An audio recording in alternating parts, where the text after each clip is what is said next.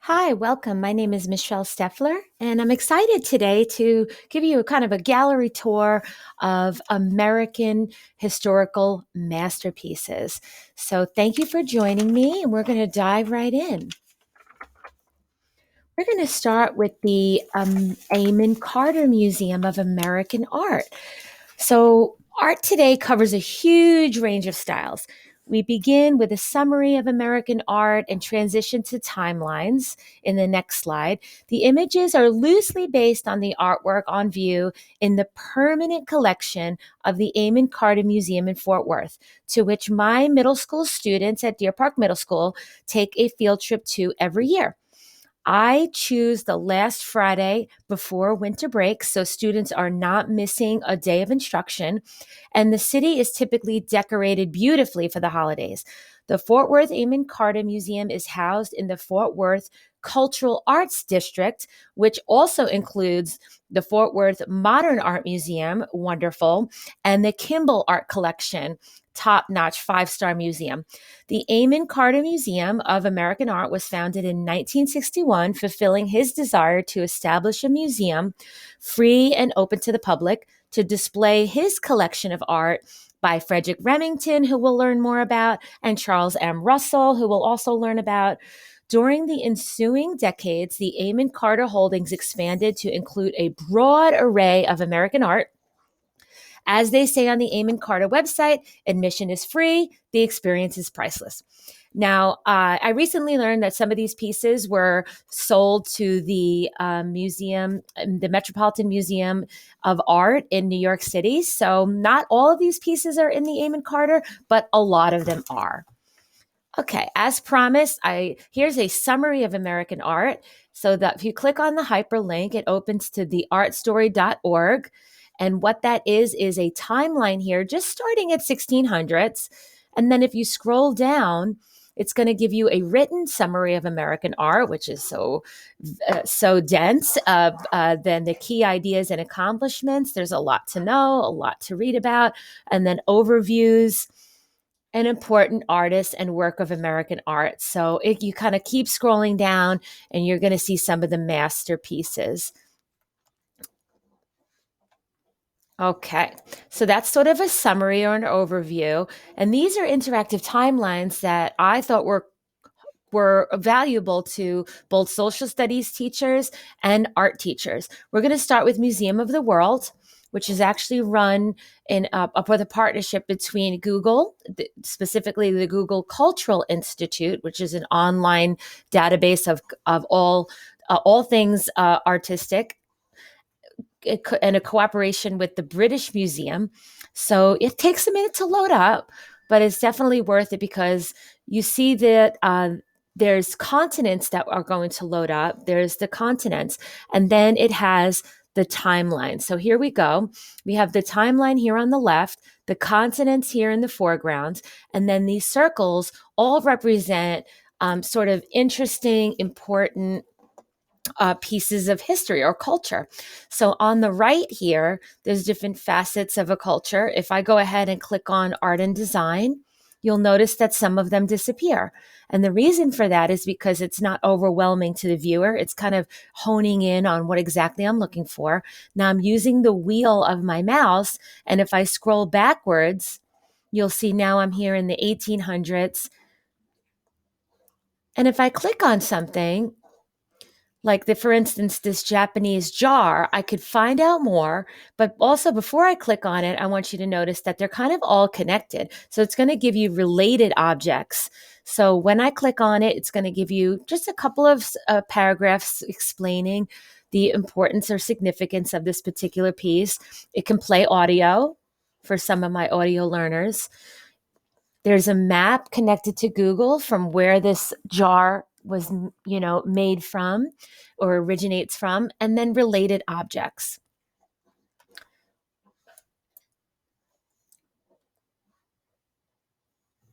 Give you another example. So these from the Byzantine Empire, these gold and enamel earrings, you might want to find out why this is important, why the beads are important. It's going to give you the map and then related objects. I find that students really enjoy this particular timeline because it's so interactive.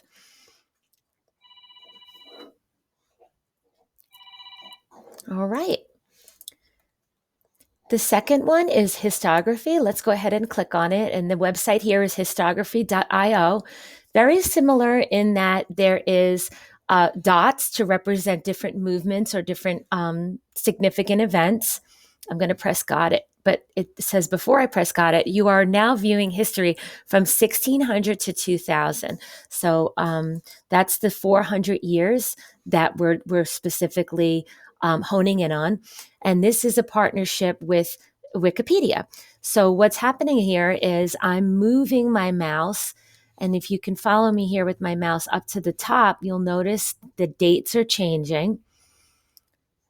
And then there's lots of significant things happening here. There's lots of these dots. If I need to research a specific part of culture, like for instance, I might click on art here.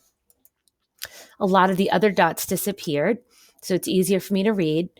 And now I'm scrolling through history and this is kind of a linear timeline. What I can do is click on a piece. Now, unfortunately, it doesn't show me a summary like the other page, but it does have related events. So a student would have to research that piece on their own. But just as far as visually putting it into their minds, what was painted or what was created before or after certain world events, I think that this could be really valuable. So that is histography. The third bullet here is a man named Ryan Parks, who was a graphic designer who felt like that he needed to chunk or organize a lot of art history that he was learning in school. He felt like it was just too overwhelming. I can relate to that. But I did put a note here that it's great to display, but not great for clicking. And I'm going to explain what I mean by that. So here we go to ryanparkscreative.com. He explains why he made this. And you scroll down because it's a little confusing. It's like, where is it? You scroll down. And then this might be something that you'd want to post, a timeline of modern art. So keep in mind that modern art doesn't go back to the ancient times. It really kicks up in the 1850s. So here, starting in the 1850s, you're going to see a lot of different art movements. Now, when I said that I don't think it's a good website for clicking, here's why. Even though, excuse me, there is a magnifying glass that comes up, I'm not really sure why it comes up because when you click it, what happens is it's really just the poster and then you're kind of playing around with viewing. It kind of makes it a little bit harder to read. So again, if you're going to go to Ryan Parks, let me open it again. Here's his website. If you scroll down, this might be something to just put on the screen to project or on the big TV. It might not be something for you to click around because it does sort of play around with the scale. It's difficult to read. And then the last one is a modern art timeline, which I think is very kid friendly. And again, modern art starting in the 1850s, that's the early roots of it. So what I mean by modern art is, it's less emphasis on the subject matter in the painting. For instance, the royal family, the monarch, the wealthy person, the wealthy merchant that hired the artist. There's less emphasis on the subject and a lot more emphasis on the artist. So the artist it's not look at this anymore, it's now look at me. So this website is nice because you scroll down and here is a timeline. See how it's a little cartoony? This might be easier for students to kind of wrap their head around different chunks of art movements. So here we are in the 1850s where it's talking about realism, some examples. The 1870s, we getting into Impressionism. Claude Monet gives it like a definition, some famous artists, scrolling down to symbolism, scrolling down to post-impressionism, scrolling down to fauvism, which is a French word for kind of beast or monster because it was such a radical shift or a radical break from the tradition that artists now that were doing these bright, colorful, sort of heavy what they called impasto paintings. This was a shift to Fauvism, Expressionism of the early 1900s, Cubism, and etc. So that is something that you might find valuable. Hope you do. Okay, let's go ahead and start. Where should we start? We'll start at the beginning, like they always say, right? Start at the beginning.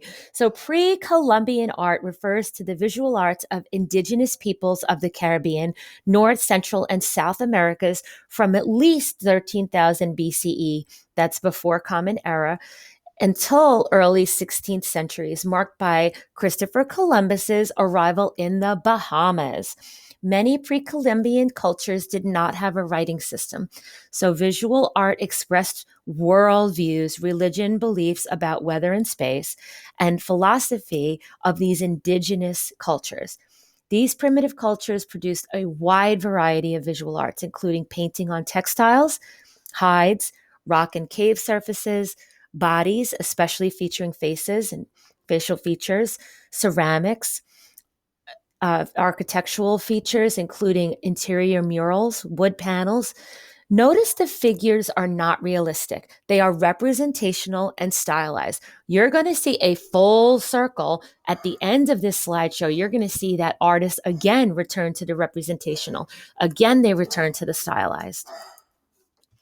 So jumping ahead a little bit, so that was before 1490s. This is the 1540s. Stay with me here. I know there's a lot going on, and it's about to get even more busy.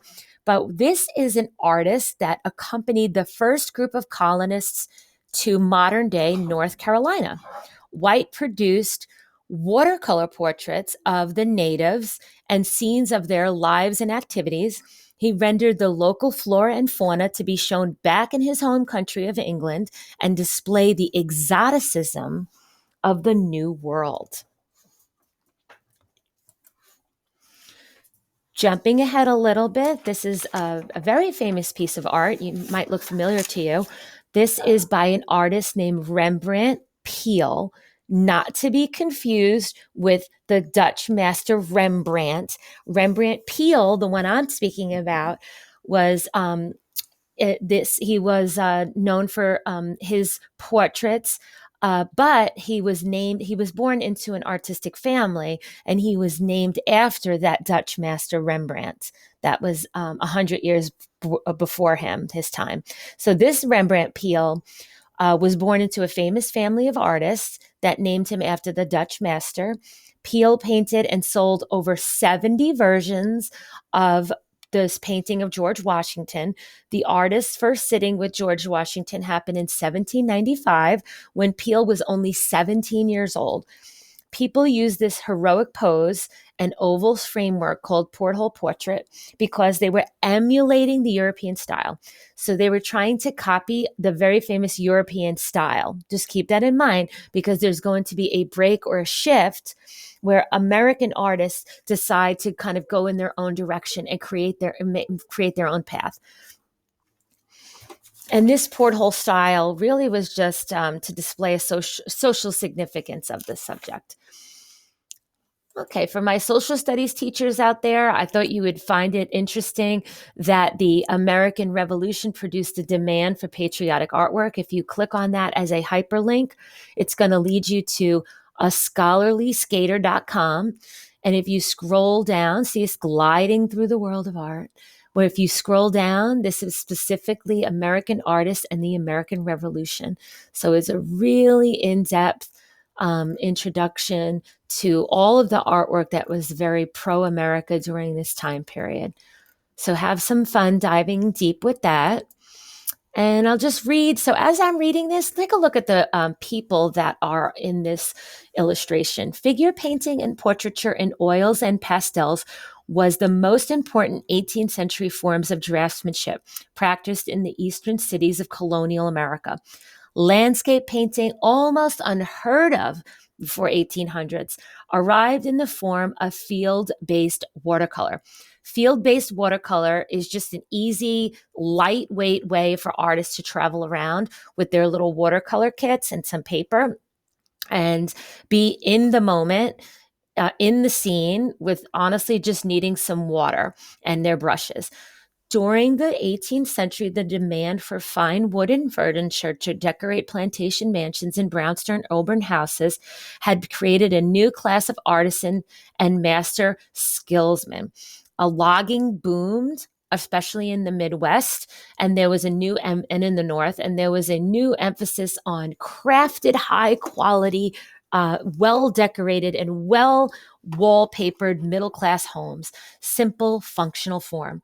Other crafts in colonial times that were popular include metalwork, jewelry, on the seaports, whalebone, ivory carving, basket weaving, quilt making, blanket making. And what I think is vital during this particular time is the arts and crafts that women were in terms of being seen as artisans. So I think that's just important to kind of note that women were now being seen as working with their hands and creating not only utilitarian objects but also beautifully decorated objects.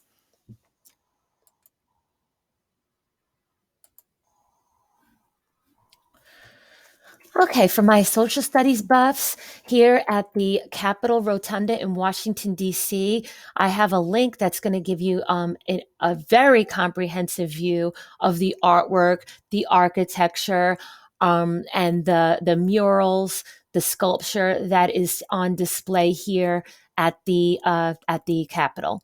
So please take your time and take a look at this very comprehensive guide, and perhaps some of you have seen this in person.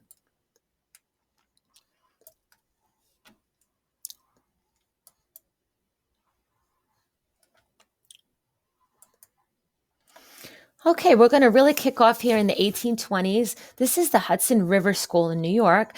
The artists here painted unique scenes and subjects specific to North America. In this case, westward expansion, settlers, and beautiful untouched frontier landscapes. Large landscape paintings now were becoming more popular, more relevant.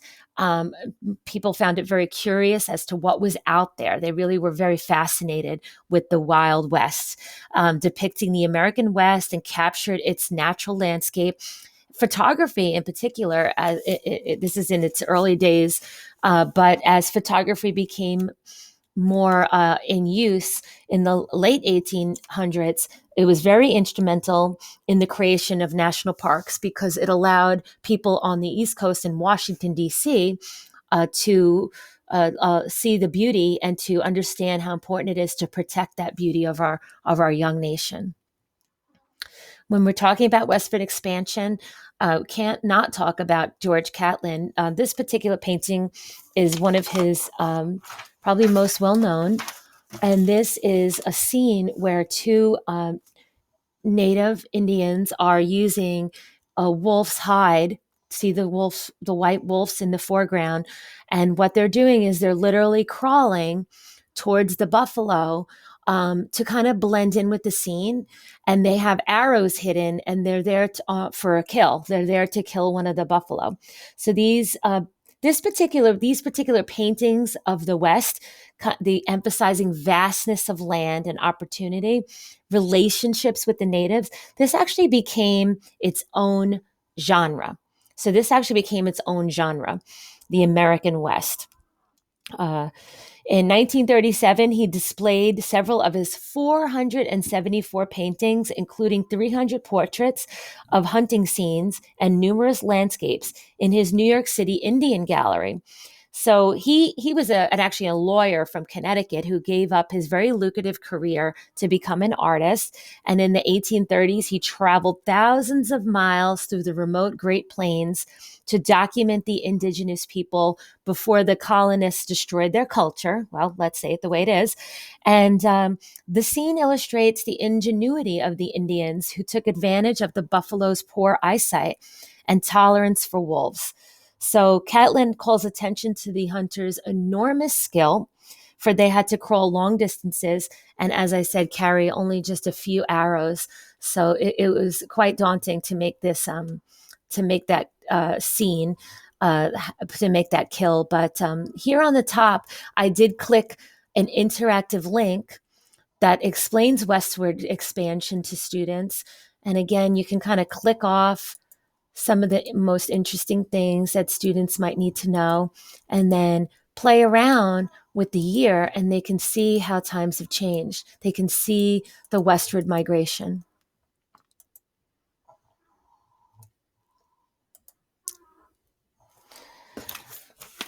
Ornithologist John Audubon painted and documented birds. He was considered one of the most prolific naturalist artists in the early United States. His major catalog of colored prints, titled The Birds of America, 1827 to 1839, is considered one of the finest sets ever completed. According to his biographers, Audubon developed his own method of painting birds.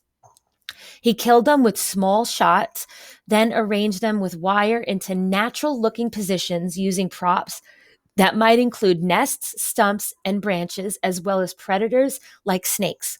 He preferred to mount them in motion in groups that included male, female, and juvenile examples, like this one that you're seeing called the American Hen and Young.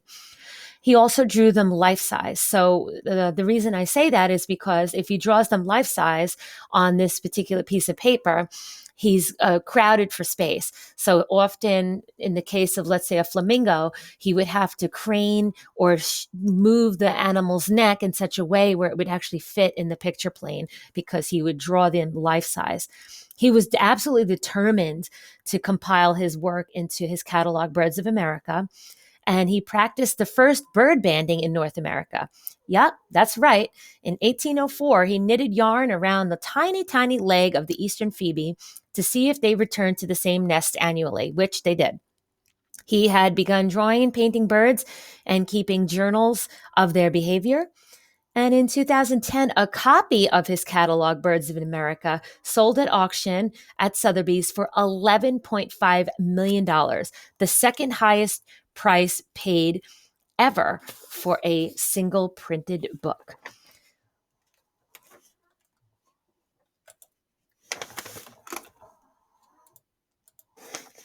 All right, we're moving on to the 1850s. This is where European style flourished because some Americans became very wealthy. They started to purchase land and cattle. You can see here in the left, there's an advertisement for the gold rush, and beginning to buy large amounts of European artwork for their early collections. So just kind of keep that in mind. As we move forward, European style was still very popular, even among American artists who traveled to Europe to study abroad and come back. But they still kind of held on to that European style, still trying to emulate the European masters. You're going to see a break from that real quickly. You're going to see Americans trying to break into their own form of style. So we're going to take a break here. This concludes part one, and I hope that you'll return and meet me for part two.